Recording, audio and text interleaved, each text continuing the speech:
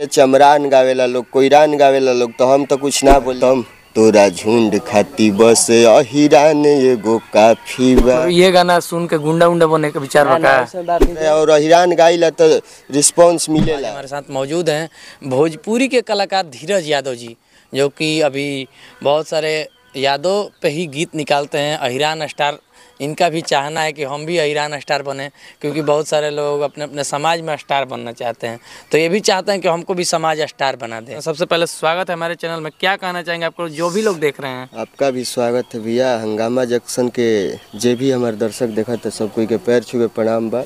आखिर ऐसा क्या बात बा कि जो हर कोई चाहता कि हम अपन जातीय पे गाना गा के स्टार बने? सबसे पहले तो रुआ के हम बात बता दी कि रुआ कहनी है कि अहिरान के हम चाहते नहीं टैग लेवल, तो कोनो जरूरी नहीं कि हम सब चीज़ गाना गाइला और सब गाना गाइला। बहुत सारा बीच बीच में छोड़त रहिला अहिरान वाला, अपन अहिरान बानी तो अहिरान के एगो दूगो गाना होत रहेला। ऐसा कोनो नहीं है कि हमारा अहिराने स्टार बने के बाद सब कोई सुने, सब कोई सुनेला भी, ऐसा कोनो बात तो नहीं। जो नया रूल आइल बा बिहार के सुनने हुकम के एगो नोटिस आइल बा, जेकरा में अश्लीलता और जातिवाद अगर गायल जाता है, जेकरा कारण से कुछ अगर होता है तो हमें गायक के प्रति कड़ा एक्शन लेवल जी, कानूनी कार्रवाई कोई जी। तो ये सबसे डर उर कुछ नहीं कि मान ली कि आई तो ऐसा घटना हो सकता है? अरे महान महान कलाकार लोग बा लोग, पवन भी है, खेसारी भी है, सब कोई तो अभी गावते बा, तो लोग पर रूल काम ना करी, हमनिए पर छोटा आदमी पर खाली।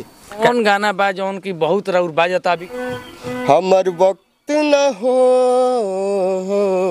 हमर दौर आई हो, हमरा नाम के खौफ पूरा शहर छाई हो, बोले ठेठ बोले बिना बात चले बोले, गलती कैला के न कोनो माफी बा, होई मूड गरम करब मसाला खत्म, तोरा झुंड खाती बस अहिरान एगो काफी बा।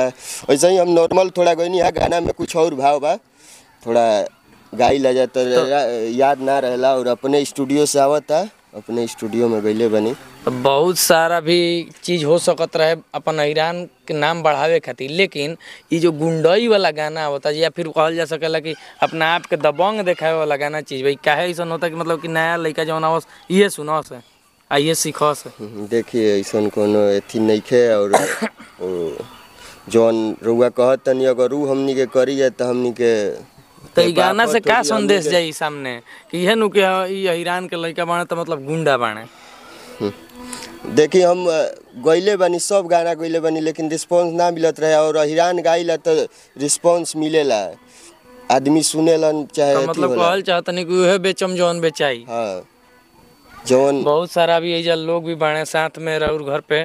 तो सबसे पहले है ना ये नहीं, अच्छा गाना भैया कैसन लागेला? अच्छा लगेला, बहुत अच्छा गाइला भैया। ये गाना सुन के गुंडा उंडा बने के विचार बका? ऐसा बात नहीं के काहे कि लोग मांगत रहे उहे जोन मांगत रहे तोने दिया था। तो मतलब कहे के अर्थ है कि लोग गुंडा बनल चाहत हैं और कुछ नहीं खन बनल चाहत है? ना ऐसा कोनो बात नहीं है, गुंडा काहे कोई बनी, सब कोई ठीक रहो। झुंड खातिर अहिरान काफी बा, मतलब कहे के अर्थ का करबा? कहे के अर्थ का बा मतलब ये बा, सब का कहीं रुआ के सब तो सब कोई गावता, हमनियों के गावत नहीं, हमू गावत नहीं। तो मतलब कहल चाहते हैं कि सब कोई जौन चलावता वही ट्रेंड के साथ चले के बा, अगर बड़ सुधरियन तबे नीचे से लोग सुधरी। ये तो बढ़ले बा।